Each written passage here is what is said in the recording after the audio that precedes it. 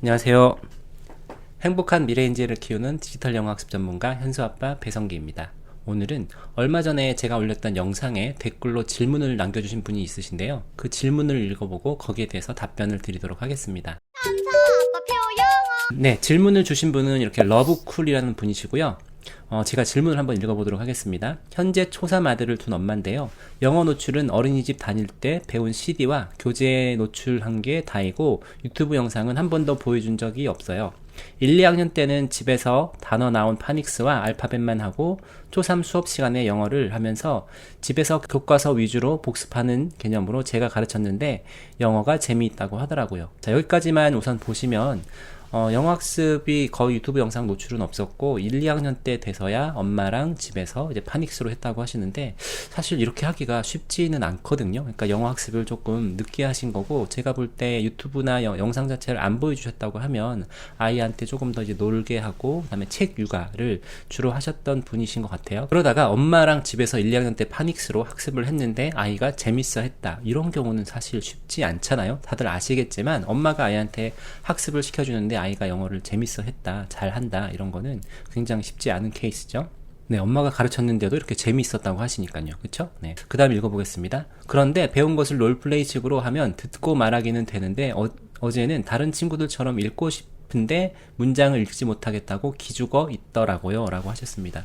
초3이 되어서는 이 친구 같은 경우는 집에서 교과서 위주로 이제 배운 거 위주로 복습을 했다고 하셨고, 네. 롤플레이를 했다는 거는 그 교과서에 있는 지문을 읽고 엄마랑 아이랑 이렇게 읽어보면서 했다는 거겠죠. 네. 근데 문제는 이제 다른 친구들은 문장 읽기를 잘 하고 있는데 이 친구 같은 경우는 이게 잘 안 돼서 속상해하고 있다. 뭐 이런 것도 저는 굉장히 좋다고 생각합니다. 왜냐면 아이가 우선 잘하고 싶은 욕구가 있는 거잖아요. 영어를 잘하고 싶다는 욕구가 있는 거고 이런 것도 영어에 대한 호감도가 어느 정도 있기 때문에 자기가 잘하고 싶다 이런 생각이 있을 거고 약간 너무 학습 위주로 했던 친구들 같은 경우는 보통 이렇게 잘하고 싶다는 욕구가 별로 없습니다. 왜냐하면 엄마가 이제 학습으로 너무 시키다 보면 아 나는 그냥 못하는구나 라는 생각이 들 수도 있고 자기 동기에 기반해서 한 게 아니다 보니 잘하고 싶다는 생각을 가지기가 쉽지 않은데 이 친구 같은 경우는 이제 1, 2학년 때 돼서야 파닉스를 시작했고 엄마랑 이렇게 하면서 잘하고 싶은 욕구가 생겼다는 거는 저는 엄마와 아이의 관계가 아주 좋고 어느 정도 신뢰가 있기 때문에 이런 게 아닌가라는 생각이 좀 들더라고요.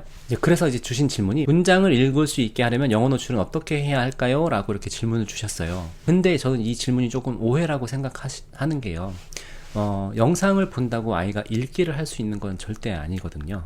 이게 약간 우리가 알고 있던 영어 교육의 어떤 개념과 그 다음에 순서 그리고 현재 우리 아이들한테 유튜브 영상을 통해서 노출을 시켜줬을 때 아이들이 영어를 습득하는 그 순서와 그 개념이 조금 혼재되어 있는 것 같아요. 그러니까 우리는 당연히 읽기를 먼저 하다 보니까 읽기를 하고 나서 듣기를 하고 그 다음에 뭐 쓰기를 하고 말하기를 하고 이런 순서였죠. 근데 제가 현서랑 했던 방법은 모국어 습득 방식이다 보니까 읽기를 먼저 한 게 아니라 듣기를 한참 하고 말하기를 어느 정도 하다가 그러고 나서 이제 읽기로 들어갔거든요. 그래서 듣기를 통해서 언어를 습득하는 거는 그냥 자연스럽게 누구나 다 인간이라면 가능한 방법이지만 말하기 같은 경우도 어느 정도 자극이 돼야 되고 그걸 꾸준히 해야지 잘 하게 되고 읽기 같은 경우는 또 완전히 다릅니다. 이거는 절대 그냥 자연스럽게 아이들이 배울 수 있는 건 아니거든요. 물론 제 책을 읽으시거나 제가 영상에서 말씀드리는 거를 꾸준히 보신 분들은 아시겠지만 현서 같은 경우는 파닉스를 하지 않았음에도 이제 글 읽기가 가능한데 그거는 현서한테 어렸을 때부터 아주 이제 그 쉬운 책들 영어 책 같은 경우도 아주 글밥이 적은 쉬운 책들부터 조금씩 읽어줬거든요. 양이 많지는 않습니다. 하지만 그걸 조금씩 읽어주니까 현서는 어느 정도 듣기로 영어라는 언어가 익숙해 있고 언어를 아는 상태에서 그 다음에 읽어주니까 통문자로 어느 정도 익혔던 것 같고요. 그리고 현서가 파닉스를 했던 거는 이제 어린이집에서 방과후 수업을 했던 게 전부입니다. 그리고 아마 종종 슈퍼심플송이나 이런 영상들을 보면서 거기에 파닉스 관련된 영상들이 있었으니까 그런 거 보면서 어느 정도 이제 기본적인 문자 읽는 방법이나 이런 것들은 그냥 자연스럽게 익혔던 거죠. 그래서 유튜브에 있는 그냥 영상을 꾸준히 본다고 해서 아이가 읽기가 되는 건 아니고요. 뭐 알파블록스라든지 아니면 뭐 슈퍼심플송이나 코코멜론 같은 데도 아까 말씀드렸던 알파벳이나 파닉스를 가르치는 영상들이 있으니까 그런 걸 봤을 때는 아이들이 조금씩 문자를 보면서도 읽을 수는 있었겠죠. 그렇게 자연스럽게 읽기를 조금씩 해나가는 방법도 있고 저는 파닉스가 우리나라 영어 교육에서 지나치게 너무 큰 포션을 차지하고 있다고 생각하지만 그렇다고 파닉스가 필요 없다, 안 해도 된다 이런 뜻은 아니에요. 언젠가 한 번은 해야 되지만 파닉스가 시작이 되거나 이게 비중이 그렇게 클 필요는 없다 이런 말씀을 드리는 거고요. 그래서 이 질문도 문장을 읽을 수 있게 하려면 영어 노출을 어떻게 해줘야 할까요? 라고 말씀을 하시면 뭐 아까 말씀드렸던 알파블록스라든지 이런 다른 영어 교육용 컨텐츠에서 이제 파닉스라든지 알파벳만 다룬 이런 영상들을 보면서 익히는 방법도 있지만 사실 이것보다 더 중요한 거는 엄마가 책을 읽어주는 것. 사실 지금 3학년 정도 됐으면 파닉스 교재를 가지고 하는 것이 가장 효과적인 방법이라고 생각을 합니다. 근데 이제 파닉스만 먼저 했을 때 문제는요, 우리 아이들이 한글을 배울 때도 우리 말을 다 어느 정도 한 상태에서 내가 알고 있는 말을 이걸 쓰는 법을 배우는 거고 이걸 읽는 법을 배우는 거잖아요. 문자라고 하는 게 결국은 우리가 하는 말을, 이 언어를 인코딩을 해놓은 거죠. 우리가 소리 나는 거를 어떻게 문자로 이렇게 기록을 해놓은 거고, 우리 아이들이 파닉스를 배운다, 한글을 배운다 이런 거는 그 문자를 우리가 알고 있는 소리로 이렇게 바꾸는 디코딩을 하는 거라고 이제 생각을 하시면 되는데, 파닉스를 먼저 배우는 경우, 그러니까 아직 영어라는 언어 자체가 익숙하지 않은 친구들한테 파닉스를 했을 때는 굉장히 어려울 수밖에 없죠.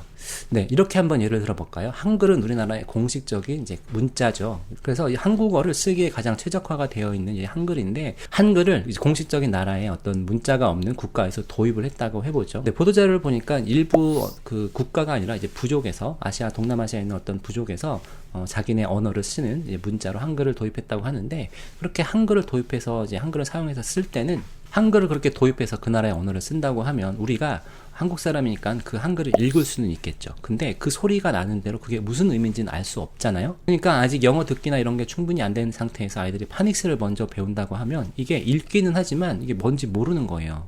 물론 아이들 교재에서는 그렇다 보니 이제 파닉스를 할 때 그림이 같이 나와서 뭐 애플이다 그러면 이게 애플이라는 소리가 나지만 이건 사과를 뜻한다, 이렇게 그림이 같이 나오다 보니까 아이들이 단어를 하나씩 알아가면서 거기에 맞게 이제 파닉스도 배우긴 하지만, 이미 언어가 익숙한 친구들한테 이걸 쓰는 방법, 이걸 읽는 방법을 알려준다고 할 때는 훨씬 쉽겠죠. 네, 그리고 파닉스를 일찍 하는 것보다는 늦게 하는 게 좋은 게, 아이들이 어느 정도 인지 능력도 되다 보니까 학습을 더 빨리 할 수 있다는 거죠. 그래서 만약에 5살 아이가 파닉스를 하는 거하고 8살, 9살 아이가 파닉스를 하는 거하고는 굉장히 그 학습 속도라든지 이런 게 다르겠죠.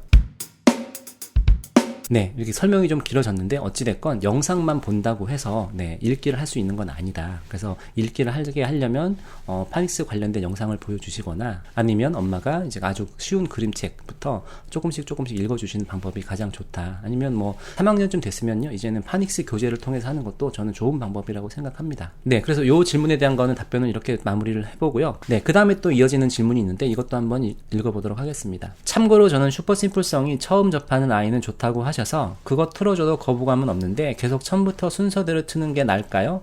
싫다고 막 거절하는 아이가 아니라서요. 근데 블리피나 스티브 앤 매기 채널은 좋아하는데 어느 날은 쿠팡 플레이는 한글 나온다고 거기서 본다는데 한글로 보게 해야 할지, 억지로 유튜브 영어로 보게 해야 할지 난감합니다. 아이가 영어를 잘하고 싶다는데 어떻게 도와줘야 할까요?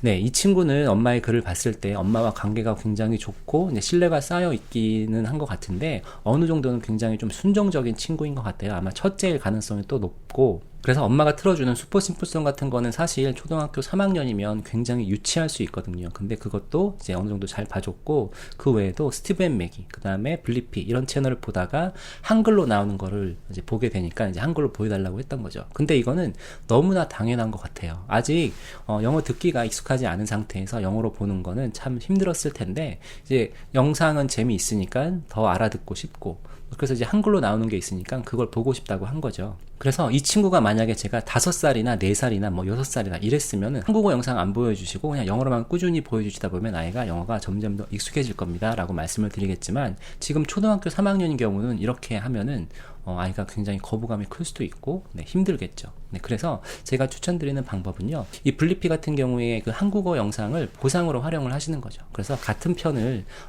영어로 한 2-3번 정도 보면은 한국어로 보여주겠다. 꼭 같은 편이 아니어도 괜찮습니다. 그러니까 몇 번을 네가 영어로 보면은 한국어로는 보상으로 한번 보여주겠다. 이런 식으로 하면서 아이가 그 재밌는 영상을 영어로도 보면서, 물론 못 알아듣긴 하겠지만 조금씩 익숙해지고, 그 다음에 한국어 영상으로 보면서 그 캐릭터에 대한 어떤 친밀도도 높아지고 내용도 이해하면서 자기가 알고 있는 어떤 표현들은 거기 보다 보면 계속 그 블리피 아저씨가 쓰는 표현들이 사실은 좀 정해져 있을 거거든요. 그러면 이런 표현들이 영어로는 어떻게 된다, 이런 것들이 사닥 계속 보다 보면 매칭이 될 거기 때문에 한국어 영상을 보상으로 활용하셔서 이제 영어로 좀 보여주셔라, 이렇게 좀 제가 설명을 드릴 수 있겠습니다.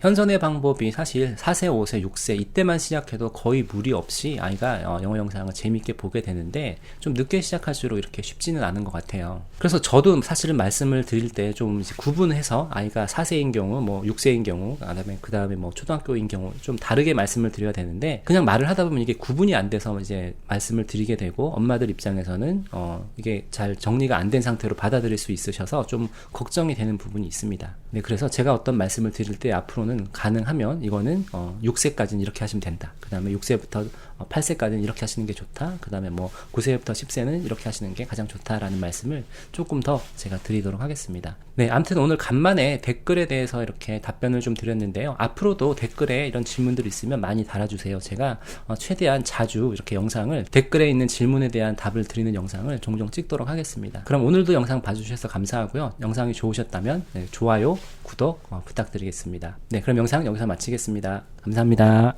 안녕.